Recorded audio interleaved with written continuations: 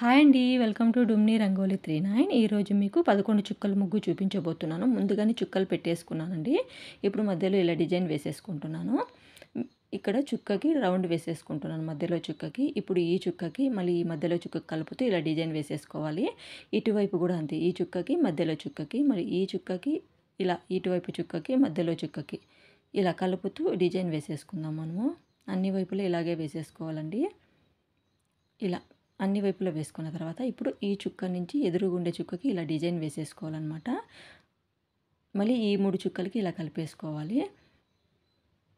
ఈ మిగిలిన చుక్కకి ఇలా డిజైన్ వేసేసుకోవాలి. ఇప్పుడు ఈ చుక్కకి ఇలా ఇటువైపు 2 చుక్కలు, ఇటువైపు 2 చుక్కలు, మళ్ళీ ఈ 3 చుక్కలకి ఇలా కలిపేసుకోవాలి. మిగిలిన చుక్కకి ఇలా డిజైన్ వేసేసుకోవాలి. ఇక్కడ కూడా అంతే. ఈ చుక్కకి ఇలా, మళ్ళీ ఈ 2 చుక్కలకి, ఈ 2 చుక్కలకి, మళ్ళీ ఈ 3 చుక్కలకి ఇలా కలిపేసుకోవాలి. మిగిలిన చుక్కకి ఇలా, ఇక్కడ కూడా అంతే. ఈ ఎదురుగా చుక్కకి ఇలా, మళ్ళీ ఈ 2 చుక్కలు, ఈ 2 చుక్కలకి మళ్ళీ ఇలా ఇలా వేసేసుకోవాలన్నమాట. అన్ని వైపులా అలాగే వేసేసుకుందాము.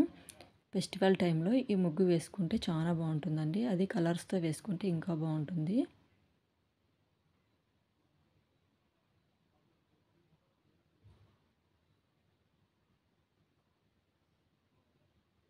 ఇలా వేసుకున్న తర్వాత ఇప్పుడు మిగిలిన చుక్కలకి నేను రౌండ్స్ వేసేసుకుంటానండి.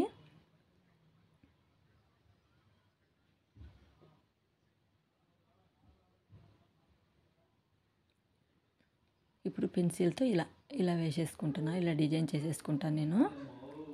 అన్ని వైపులా ఇలాగే డిజైన్ చేసేసుకుంటాను. ఈ ముగ్గు చూసిన తర్వాత మీకు ఎలా అనిపించిందో కామెంట్స్ ద్వారా చెప్పండి. అదేవిధంగా వీడియో చూసిన తర్వాత సబ్స్క్రైబ్ చేసుకోవడం మాత్రం మర్చిపోకండి. లైక్ చేయండి, షేర్ చేయండి. ఓకే అండి. Thanks for watching.